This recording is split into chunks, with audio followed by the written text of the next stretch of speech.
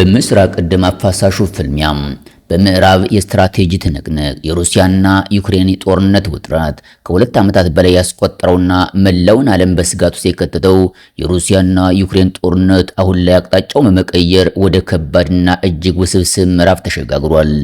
ባለፉት ወራት ሁለቱም ወገኖች የደቀናውን የድሮንና የሚሳኤል ጥቃት ተከትሎ የጦርነቱ መልክ ተቀይሯል። በተለይም በገንዘብ የኤነርጂና የነዳጅ መሰረተ ልማቶቿ ላይ የደረሰባትን ጉዳት ለመበቀል ስትዝት የቆየችው ሞስኮ አሁን ላይ ወታደራዊ ሚዛኑን ሙሉ በሙሉ በእጇ ለማስገባት ያለመ አዲስ መጠነ ሰፊ የምድር ዘመቻ ከፍታለች። ይህም በምስራቅ አውሮፓ ምድር እየታየ ያለው አዲስ ወታደራዊ እንቅስቃሴ የዓለም አቀፍ ሚዲያዎችን ቀልብ ስቧል።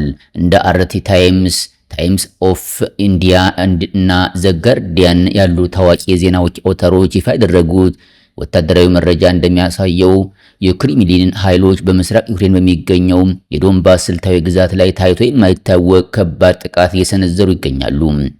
ይህ ቀጠና ለዩክሬን መከላከያ ሰራዊት የመጨረሻውና እጅግ ጠንካራ የምሽግ ቀበቶ ተደርጎ የሚወሰድ በመሆኑ የሁለቱ ኃይሎች ፍልሚያ የሞትና የሽረት ትንቅንቅ ሆኗል።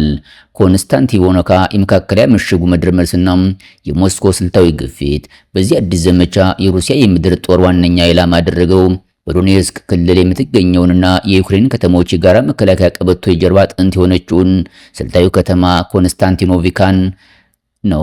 ከተማዋ ለዩክሬን ጦር ተራ የጦር ግንባር አይደለችም።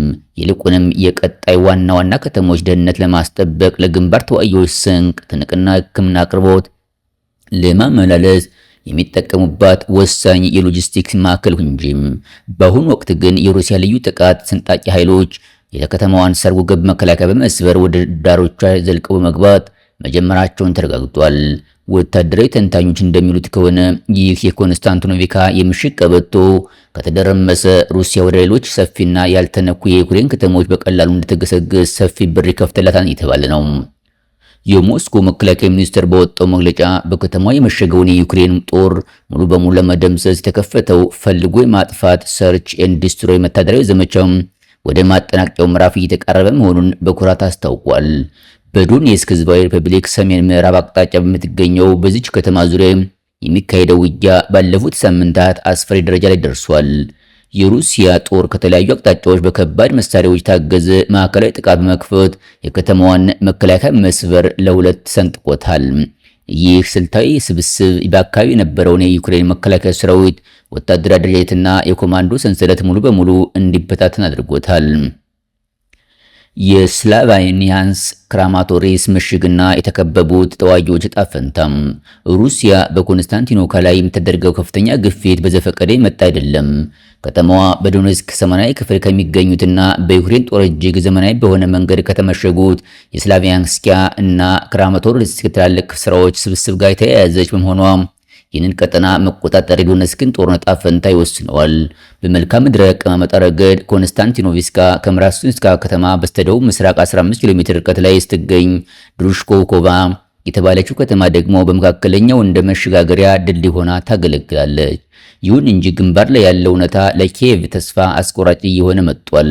ሰሞኑን የወጡ ወታደራዊ ሪፖርቶች እንደሚያመለክቱት የዩክሬን ከፍተኛ ወታደራዊ እዝ በአሁኑ ወቅት በከተማዋ የቀሩትን ተዋጊ ፈጣፈንታ ለጊዜው የተዋቸው ይመስላል። ከተማዋ ከከበባ ውስጥ በሆኗ ተጨማሪ ኃይል የመላክ ሙከራ ሙሉ በሙሉ የቆመ ሲሆን በጭንቅ ውስጥ የሚገኘውና እየተደመሰሰ ያለው የዩክሬን ጦር ደግሞ ያቀረበውን የማፈግፈግ ጥያቄ የኪየቭ የፖለቲካ አመራር ውድቅ ማድረጉ ተሰምቷል። ባለፉት 24 ሰዓታት ውስጥ ብቻ ዩክሬን በዚች ከተማ ውስጥ ያጣችው ሀብት እጅግ ከፍተኛ ነው። እስከ 80 የሚደርሱ ወታደሮች ተገድለዋል ወይም ቆስለዋል። ከ20 በላይ ቀላልና የታጠቁ ወታደራዊ ተሽከርካሪዎች ተወድመዋል። 3 የከባድ መሳሪያዎች ጥቅም ውጭ ሆነዋል። 25 የምድር ሰው አልባ ተሽከርካሪዎችና 27 የድሮን ማጣሪያዎች ማዘዣ ጣቢያዎች መውደማቸውን የሞስኮ መከላከያ ሚኒስቴር ይፋ አድርጓል። የሩሲያ መከላከያ ሚኒስቴር በለቀቀው የድሮን ምስል ላይ እንደታየው በከበባ ውስጥ ያሉ የዩክሬን ወታደሮች ስንቅና የሎጂስቲክ አቅርቦት ለመውሰድ ይሞክሩ የነበሩ በርካታ የምድር ላይ ሰው አልባ ተሽከርካሪዎች በሩሲያ የክትትል ድሮኖች ተለይተው እዚያው ግንባር ላይ እንዲታዩ ተደርጓል። የአራት ዓመት የጸጥታ ፈተናና የዩክሬን የጥቃት አቅጣጫ ለውጥ። ይህ በዶኔትስክ ግንባር የሚደረገው ፍልሚያ ምናልባትም ክሬምሊን ጦርነቱን በድል ለመደምደም ያደቀደችበት ወሳኝ ምዕራፍ ሊሆን እንደሚችል የጦር ተንታኞች ይገምታሉ። ይሁን እንጂ ሩሲያ በመጀመሪያ ላይ ጦርነቱን በሁለት ሳምንታት ውስጥ ጨርሰዋለሁ ብላ ተነስታ የነበረ ቢሆንም ሂደቱ 4 ዓመታትን መፍጀቱ የጦርነቱን አስቸጋሪነት ያሳያል። አሁንም ቢሆን የኃይል ሚዛኑ ወዴት እንደሚያደላ እና ጦርነቱ በማን አሸናፊነት ሊቀር እንደሚችል በእርግጠኝነት መናገር አይቻልም።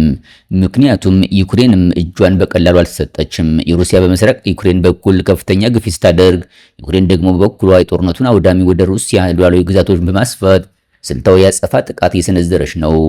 ከሩሲያ በስተደቡብ እና ደቡብ ምስራቅ በምትገኘው ቤልጎሮድ ግዛት ላይ ሌሊቱን በተሰነዘረ የክሬምሊን የእሳት ጥቃት ላይ የሰው ኃይል በጥፋቱና በአካባቢው ውሃና የኤሌክትሪክ ኃይል መቆራረጡ ተረጋግጧል።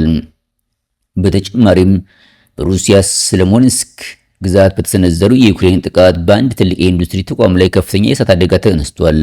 በክራስቶራዳ ግዛት ደግሞ የዩክሬን ድሮኖች ፍርስራሾች በ9 የተለያዩ ቦታዎች ላይ ጉዳት ደርሶባታል። በጥቃቱ በበርካታ ህንፃዎች ጣሪያዎችና መስኮቶች የተመቱ ሲሆን በጋዛ ቧንቧ መስመርና በኤሌክትሪክ ማስተላለፊያ መስመሮች ላይ ጉዳት ደርሷል። የሩሲያ መከላከያ ሚኒስቴር በበኩሉ የኪየቭን ጥቃት ለመከላከል ሌሊቱን ብቻ 155 የዩክሬን የካሚካዝ ድሮኖችን በአየር ላይ አክሽፌ መጣል መቻሉን በመግለጽ የራሱን ጥንካሬ ለማሳየት ሞክሯል። የኪየቭ የረጅም ጊዜ ስትራቴጂ እና የገንዘብ ማዕከል ፍለጋ ተንታኞች እንደሚሉት ዩክሬን በሩሲያ ድንበር አካባቢ በሚገኙ የነዳጅ ጣቢያዎች ላይ፣ የኢንዱስትሪ ተቋማትና ስልታዊ ድልድዮች ላይ የምታደርገው የረጅም ርቀት ጥቃት የስትራቴጂ ለውጥ አካል ነው። ኪየቭ በሰው ኃይል ረገድ ከሩሲያ ጋር ፊት ለፊት ለመጋጠም አቅም ስላጣች የሩሲያን የጦርነት ኢኮኖሚና የሎጂስቲክ መስመር በማዳከም በግንባር ላይ ያለውን የኃይል ሚዛን ለመቀየር የጣረች ነው። ይህንን ስትራቴጂ ለማስቀጠል ግን የገንዘብና የትጥቅ አቅርቦት ወሳኝ ነው። ለዚህም ነው የቮሎዲሚር ዜሌንስኪ መስክብ ለምዕራባውያን ደጋፊዎች በ10 ቢሊዮን የሚቆጠር ተጨማሪ ገንዘብና የዘመናዊ መሳሪያ ድጋፍ በከፍተኛ ሁኔታ እየጠየቀ የሚገኘው።